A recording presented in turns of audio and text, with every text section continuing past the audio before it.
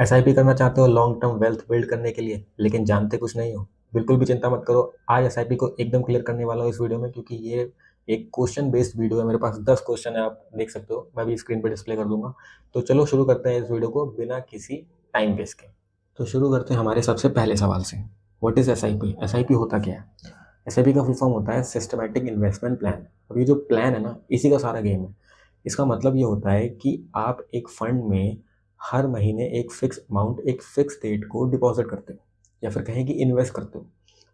Actual में तो ये ऑटो पे पे होता है। तो आपका एक फिक्स डेट पे जो आप सेट करोगे, एक फिक्स अमाउंट जो आपके अकॉर्डिंग होगा, वो हर महीने आपके अकाउंट से डेबिट हो जाएगा और मार्केट में जाके एक फंड में इन्वेस्ट हो जाएगा। इसे कहते हैं एसआईपी। एसआईपी हमेशा लॉन्ग टर्म के लिए की जाती है। ये हाईली रिकमेंडेड है कि आपको शॉर्ट टर्म के लिए एसआईपी नहीं करनी है, क्योंकि शॉर्ट टर्म में क्या होता है ना, मार्केट की वॉलेटिलिटी पे डिपेंड करता है ना, प्रॉफिट और लॉस। शॉर्ट टर्म में क्या होता है कि मार्केट वॉलेटाइल अगर होता है, कभी मार्केट क्रैश वगैरह होता है, तो आपका लॉस हो सकता है। The second question, is it safe और बेटर देन एफडी? अब देखो, सेफ्टी का तो क्या ना दोस्त, कि एसआईपी जो आपकी हो रही है वो स्टॉक मार्केट में हो रही है, ठीक है। तो 100% तो स्टॉक मार्केट में सेफ कुछ भी नहीं होता। बट एसआईपी का जो हिस्ट्री है, वो अप्रॉक्स 95 to 99% तक सेफ्टी की तरफ ही लेके जाती है आपको, क्योंकि over the time long term में जब आप इन्वेस्ट करते हो किसी फंड में, जिस फंड में डाइवर्सिफिकेशन काफ़ी अच्छा हो रखा है, अच्छी कंपनीज में इन्वेस्टमेंट हो रहा है, तो क्या होता है कि आपको लॉस के चांसेस कम होते हैं और सेफली आपकी वेल्थ बिल्ड होना शुरू होती है। एक अच्छी वेल्थ आप बिल्ड कर सकते हो। एफडी के कंपैरिजन में अगर देखा जाए, तो एफडी में आपको क्या होता है, एक फिक्स अमाउंट आप एक बार डाल दिया एफडी में, वो एक टाइम पीरियड के लिए लॉक हो गया, और आपको अराउंड 6 to 7% के इंटरेस्ट पे आपको वो 3 साल या 5 साल बाद मिल जाता है। लेकिन वही 3 साल या 5 साल तक, या फिर आप 10 साल के लिए जब एसआईपी करते हो, लॉन्ग टर्म की बात करेंगे, अगर आप 10 साल के लिए एसआईपी करते हो, तो जब 6 या 7 साल निकल जाते हैं, तो फिर कंपाउंडिंग शुरू होती है। कंपाउंडिंग का मतलब अगर आपने सुना हो चक्रवृद्धि ब्याज के बारे में, इंग्लिश में कंपाउंडिंग बोलते हैं। इसका मतलब ये होता है कि एक आपका प्रिंसिपल अमाउंट है और एक आपको मिला है इंटरेस्ट। तो अब आपका प्रिंसिपल प्लस इंटरेस्ट मिलके आपको उसके ऊपर इंटरेस्ट मिलेगा, है ना। और फिर जो इंटरेस्ट आएगा वो भी ऐड हो जाएगा, फिर उसके ऊपर इंटरेस्ट मिलेगा, मतलब आपको इंटरेस्ट के ऊपर भी इंटरेस्ट मिलता है। इसे बोलते हैं कंपाउंडिंग, ठीक है। तो ये कंपाउंडिंग आपकी एफडी में नहीं होती, तो इसीलिए एसआईपी में आपके रिटर्न्स ज़्यादा हाई होते हैं। इसीलिए हम इसको कहते हैं कि एफडी से बेटर है। हालांकि एफडी तो प्योरली सेफ साइड चला जाता है, आपका वहाँ कोई लॉस होना ही नहीं है। आपको 6 to 7% का जो इंटरेस्ट है, वो आपको मिल ही जाएगा 5 साल तक, 5 साल के बाद। लेकिन एसआईपी में क्या है कि 6-7 साल हो जाने के बाद, क्योंकि अराउंड 5-6 साल तक आपको इतना अच्छा रिटर्न शायद ना भी दिखे, क्योंकि कंपाउंडिंग उसके बाद शुरू होती है। जब कंपाउंडिंग शुरू होती है, तो 10 साल में आप देखेंगे कि आपकी वेल्थ कंपेयर टू एफडी बहुत अच्छा ग्रो कर जाती है ना। तो एसआईपी बेटर है एफडी से। बस ये है कि अगर आप थोड़ा सा रिस्क लेना चाहते हैं और थोड़ा सा दिमाग लगाना चाहते हैं, एफडी में ना आपका दिमाग नहीं लगता, पर एसआईपी में थोड़ा सा दिमाग आपको लगाना पड़ता है, क्योंकि आपको फंड चूज करना है ना। तीसरा सवाल, what is minimum amount needed? अब देखो क्या होता है ना, मिनिमम अमाउंट बहुत सारे जो फंड्स होते हैं वो आपको अलाउ कर देते हैं कि आप 100 रुपये से भी स्टार्ट कर दो, क्योंकि उनकी एसेट वैल्यू कम होती है। बहुत सारे फंड आपको मिनिमम लिमिट 500 की देते हैं, और कुछ तो 1000 की भी देते हैं। तो इट डिपेंड्स कि आपका कौन सा फंड चूज कर रहे हो। आपको मिनिमम 100 रुपये से भी आप शुरू कर सकते हो, ठीक है। Next question, how can I start SIP? मतलब आप एसआईपी को स्टार्ट कैसे करोगे? ब्रोकर ऐप से करोगे, एजेंट से करोगे, बैंक से करोगे? अब देखो, मैं इसमें थोड़ा सा टाइम लूंगा, बहुत ध्यान से सुनना बात को। बैंक से एसआईपी का मतलब होता है आप डायरेक्ट बैंक में गए। हर बैंक का एक म्यूचुअल फंड होता है, चाहे वो प्राइवेट हो या गवर्नमेंट हो, इससे फर्क नहीं पड़ता। आप बैंक में जाते हो और आप बैंक में जाके बोलते हो कि मुझे एसआईपी करनी है, और वो अपने ही म्यूचुअल फंड में आपकी एसआईपी करेंगे जिस बैंक में आप जाओगे, ठीक है। तो ये सिंपल है, आप बैंक जाके कर सकते हो, तो इसके बारे में ज़्यादा बात नहीं करेंगे। नेक्स्ट होता है एजेंट से।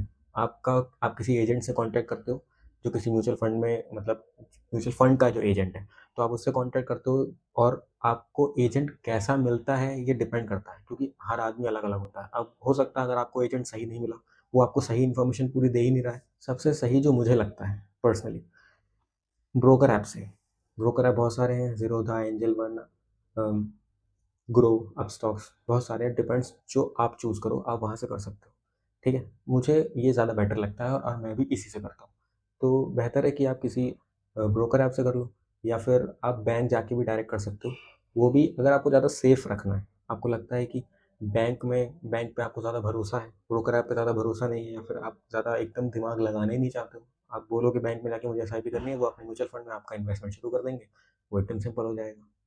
वो आपकी मर्जी है, बस थोड़ा सा टैक्स का फ़र्क पड़ता है, वहाँ टैक्स थोड़ा सा ज़्यादा हो जाता है I guess. Next, what happen if broker app shut down. अब ये बहुत इंपॉर्टेंट सवाल है, बहुत ज़्यादा दिमाग में आता है लोगों के कि जब हमने कहा कि 10 साल के लिए आपको एस करनी है, ठीक है, 10 साल 15 साल लॉन्ग टर्म इन्वेस्टमेंट आपको करनी है, इसकी क्या गारंटी है कि जिस ब्रोकर आप पे आपने डीमेट अकाउंट बनाया है जहाँ से आप इन्वेस्ट कर रहे हो, अगर वो ऐप बंद हो गया तो, अगर गवर्नमेंट की किसी पॉलिसी की वजह से गवर्नमेंट ने वो ऐप ही बैन बंद कर दिया, कंपनी भाग गई, तो क्या करोगे, आपका पैसा कहाँ जाएगा। ये बहुत बड़ा सवाल होता है, तो चिंता करने की कोई बात नहीं है, क्योंकि एस में क्या होता है कि आप जिस म्यूचुअल फंड में इन्वेस्ट करते हो ना, तो वो फंड के जो एसेट्स होते हैं वो एक एसेट मैनेजिंग कंपनी मैनेज करती है, ठीक है, एएमसी। तो एएमसी में क्या होता है, आपका पैसा डायरेक्ट एएमसी के पास जा रहा होता है, ठीक है। जब आप इन्वेस्ट करते हो तो आपको मिलता है एक फोलियो नंबर, ठीक है।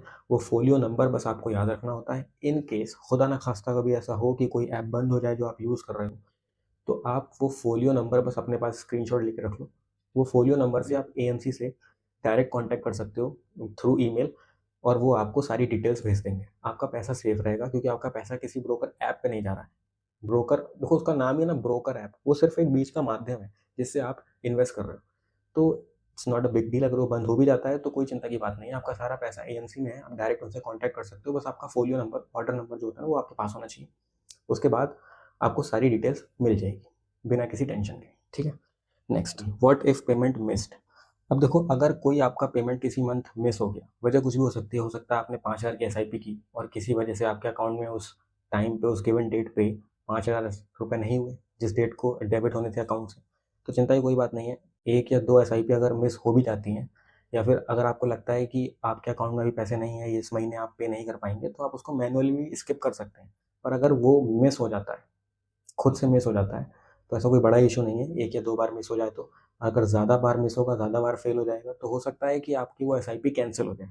तो एसआईपी कैंसिल होने का मतलब ये है कि आगे और पेमेंट अब नहीं होंगे, क्योंकि वो कैंसिल हो गया, लेकिन उससे पहले का जो आपका इन्वेस्टमेंट है वो सेफ रहेगा, ठीक है। उसमें टेंशन लेने की ज़रूरत नहीं है, वो आपका मार्केट में एज इट इज़ जो इन्वेस्टेड है वो वैसा का वैसे ही रहेगा। बस अगर एसआईपी इन केस कैंसिल होती है, पेमेंट फेल होने की वजह से, मिस होने की वजह से, तो ये होता है कि आगे इन्वेस्टमेंट बंद हो जाएगा आपका, तो आपको दोबारा से उसको शुरू करना पड़ेगा, it's simple. Next question, taxes. Tax का बहुत इंपॉर्टेंट रोल है, क्योंकि गवर्नमेंट मानेगी तो है नहीं बिना टैक्स के, हम हर चीज़ पर तो टैक्स दे ही रहे हैं। तो यहाँ एसआईपी में भी टैक्स है। अब देखो, एसआईपी में टैक्सेस किस तरह से होते हैं, ये बहुत इंपॉर्टेंट टॉपिक है, तो बहुत ध्यान से सुनना, क्योंकि टैक्सेस ही है जो आपको बताएंगे कि असल में आपको क्या मिलने वाला है, क्या जाने वाला है आपके पास से। पहले टैक्स की बात कर लेते हैं। तो जब आप इन्वेस्ट करते हो तो क्या होता है कि एक लॉन्ग टर्म, जैसा हमने बताया, तो आपको जो प्रॉफिट होता है, अगर 1 लाख तक का प्रॉफिट हो रहा है तो उस पर टैक्स नहीं लगता, ठीक है। 1 लाख तक का प्रॉफिट हो रहा है तो उस पर टैक्स नहीं लगता। लेकिन अगर 1 लाख से ऊपर, और 1 लाख से ऊपर का जब प्रॉफिट होता है, 1 सवा लाख से ऊपर, तो उस पर आपका लगता है long term capital gain tax, ठीक है। अब देखो, यहाँ पे जो long term capital gain tax है ना, इसी तरह से एक short term capital gain tax होता है। ये कब होता है, जब आप शॉर्ट टर्म के लिए इन्वेस्ट करते हो, फिर यहाँ आपका 1 लाख से फर्क नहीं पड़ता। शॉर्ट टर्म के लिए इन्वेस्ट करते हो ना, तो 15% अराउंड टैक्स लगता है, जो कि बहुत ज़्यादा है, इसीलिए तो मैंने कहा कि लॉन्ग टर्म के लिए इन्वेस्ट करो एसआईपी में, वो ज़्यादा फायदेमंद है। दो बहुत इंपॉर्टेंट चीज़ें हैं जो आपको टैक्स के अलावा भी याद रखनी है, वो ये होती है, पहला है एक्सपेंस रेशियो और दूसरा एग्जिट लोड। एक्सपेंस रेशियो का मतलब होता है कि जब आप कुछ पैसा इन्वेस्ट करते हो, लेट सपोज आप 1,000 रुपये हर मंथ इन्वेस्ट कर रहे हो, तो 1,000 रुपये में 0.1% का एक्सपेंस रेशियो अगर लग रहा है आपके म्यूचुअल फंड पे, वो फंड टू फंड डिपेंड करता है, अलग अलग होता है, ठीक है। जितना कम उतना अच्छा। एक्सपेंस रेशियो क्या होता है कि 1,000 रुपये अगर आप इन्वेस्ट कर रहे हो मार्केट में, तो एक्सपेंस रेशियो कट के आपका मार्केट में इन्वेस्ट होता है। लेट सपोज आप 1,000 रुपये इन्वेस्ट कर रहे हो हर मंथ, और एक्सपेंस रेशियो है 0.1%, तो 0.1% 1,000 रुपये का हुआ 1 रुपये, तो 1 रुपये आपका कट के 999 रुपये आपका इन्वेस्ट हो जाएगा। Second, exit load. Exit load वो चार्जेस होते हैं जो एक गिवन पीरियड से पहले अगर आप पैसे निकाल लेते हो, जैसे आपने किसी म्यूचुअल फंड में इन्वेस्ट किया और उस म्यूचुअल फंड की पॉलिसी है कि आप 1 साल से पहले रिडीम नहीं कर सकते अपने पैसे को। आप इन्वेस्ट करो ना, साल भर तक आपको लगा कि यार अब मुझे ज़रूरत पड़ गई है, कोई इमरजेंसी आ गई है, तो अगर आप साल भर में ही पैसा वापस निकालते हो तो आपको एग्जिट लोड देना पड़ता है, क्योंकि वो फंड ने पॉलिसी लगा रखी है कि 1 साल से पहले आप नहीं रिडीम कर सकते। कुछ का कभी कभी 15 दिन ही होता है, कुछ का 6 महीने होता है, कुछ का 1 साल होता है, कुछ का 2 साल भी होता है। तो इट डिपेंड्स कि आप कौन सा फंड चूज़ कर रहे हो, ठीक है। एक बार वो पीरियड ओवर हो जाए, उसके बाद आप कभी भी पैसा निकालो तो एग्जिट लोड 0 हो जाता है, फिर आपका वही long term capital gain tax लगता है। अब ये इंपॉर्टेंट है कि एग्जिट लोड की जो ड्यूरेशन होती है जब वो क्रॉस होती है तो उसके बाद आपका long term capital gain tax लगता है, क्योंकि आपने उस पीरियड को पास कर लिया है। Can SIP give losses? बिल्कुल, SIP में लॉस हो सकता है। लोगों को लगता है कि SIP में सिर्फ प्रॉफिट होता है, ऐसा नहीं है। SIP में लॉस हो सकता है जब आप SIP शॉर्ट टर्म के लिए करते हो। शॉर्ट टर्म के लिए क्या होता है कि हो सकता है वो मार्केट अप जाने की वजह डाउन चला जाए। भाई शॉर्ट टर्म में तो कुछ भी हो सकता है ना, क्योंकि मार्केट में वॉलेटिलिटी हमेशा रहती है, मार्केट में तो अप्स एंड डाउन चलते रहते हैं। अब क्या पता शॉर्ट टर्म में जब आपकी SIP कंप्लीट हो या आप उसको निकालना चाहते हो, पैसे को रिडीम करना चाहते हो, तब तक मार्केट डाउन हो तो आपको लॉस हो सकता है, मोस्ट प्रोबेबली हो सकता है। तो इसके चांसेस हैं, लेकिन लॉन्ग टर्म में ये सिग्निफिकेंटली सेफ रहता है, प्रॉफिट मिलेगा आपको, है ना।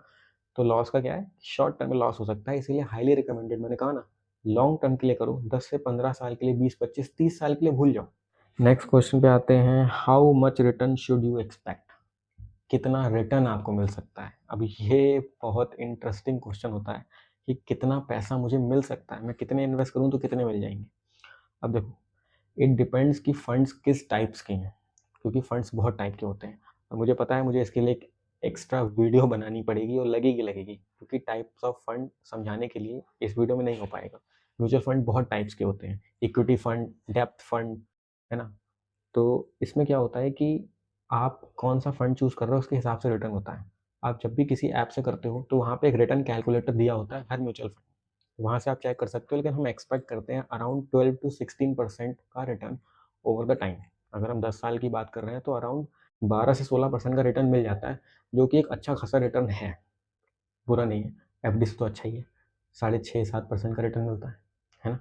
तो एक अच्छा रिटर्न है, अगर आपकी किस्मत अच्छी रहेगी तो 16, 17, 18, 20% तक भी हो सकता है, पर मिनिमम 12 हम एक्सपेक्ट करते हैं, ठीक है। Next, best time to start SIP?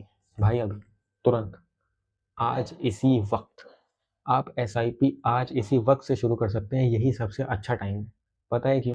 देखो, स्टॉक मार्केट में जब आप पैसा लगाते हैं तो आपको देखना पड़ता है कि मार्केट अप्स एंड डाउन्स क्या हाल है, मतलब मार्केट की वॉलेटिलिटी क्या चल रही है। लेट्स सपोज अभी जो करंट जब मैं वीडियो बना रहा हूँ इस समय मेटल्स बहुत गिरे हुए चल रहे हैं, तो इतनी गिरी हुई कंडीशन में ये बहुत अच्छा टाइम है कि आप मेटल में इन्वेस्ट कर लो लॉन्ग टर्म के लिए, है ना। तो आपको स्टॉक्स में सोचना पड़ता है, SIP में आपको सोचने की जरूरत नहीं। आप लॉन्ग टर्म के लिए कर रहे हो, आज से करो, मार्केट का जो भी हाल है करते ही चलो। और एक बहुत ज़रूरी बात जो रह गई थी कि अगर आप वीडियो में यहाँ तक आ गए हो, पूरा देख लिया है, तो उसके बाद अगर भी कोई कन्फ्यूज़न रह गया है तो उसे प्लीज़ कमेंट करो, मैं उसे ज़रूर सॉल्व करूँगा। और आपको और क्या क्या जानना है स्टॉक मार्केट के बारे में, वैसे मैं अपनी तरफ से पूरी कोशिश करूँगा कि हर चीज़ को बेसिक टू एडवांस एक्सप्लेन कर सकूँ। पर फिर भी अगर आपको जो भी जानना है आप कमेंट करके बता सकते हैं। Thank you so much for watching this video, we will get back soon.